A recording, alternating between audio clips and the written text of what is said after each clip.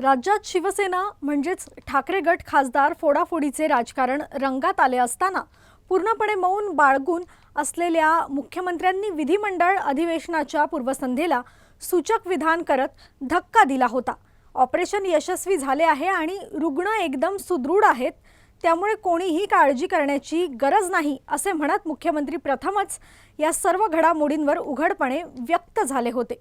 कारण ऑपरेशन टायगरचे तर ठरले होते, परंतु त्यांना भाजपमध्ये घ्यायचे की शिवसेनेत हेच ठरत नसल्याने मुख्यमंत्र्यांनी या सगळ्याबाबत मौन बाळगले होते।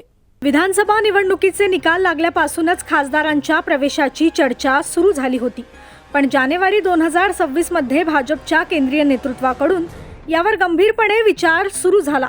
याआधी खासदार फोडण्याकरिता उपमुख्यमंत्री एकनाथ शिंदे यांनी किमान 5 वेळा तरी भाजप श्रेष्ठींची भेट घेतली होती, परंतु खासदारांना भाजपमध्ये प्रवेश द्यायचा की शिवसेनेत यावर निर्णय होत नव्हता।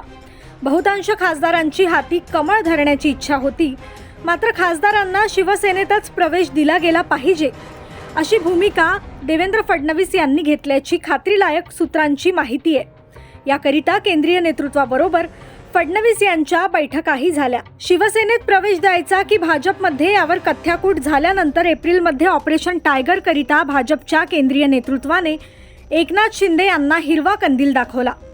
5 खासदारांना आपल्याकडे वळविण्यात शिंदे यांना यश आले। त्यावेळी पश्चिम बंगालमध्ये तृणमूलचे आमदार खासदार फोडाफोडीचे राजकारण ऐन भरात होते। भाजप केंद्रीय नेतृत्वाकडून फडणवीस यांच्याकडे विचारणा होऊ लागली, परंतु खासदारांचे संख्याबळ 5च्या पुढे जाण्यास तयार नव्हते। अखेर ही जबाबदारी फडणवीस यांच्याकडे दिली। मुख्यमंत्र्यांनी 6व्या खासदाराशी संपर्क साधून त्याचे मन वळविले। त्याच्या राजकीय कारकिर्दीची जबाबदारी घेण्याचा शब्द मुख्यमंत्र्यांनी दिला आणि हा तिढा सुटला। जूनच्या दुसऱ्या आठवड्यात सूत्रे वेगाने हल्ली आणि ऑपरेशन टायगर पूर्णत्वाला आले। 6 खासदारांनी दिल्ली गाठत लोकसभा अध्यक्षांना पत्र देत ठाकरे गटाला शेवटचा दणका दिला।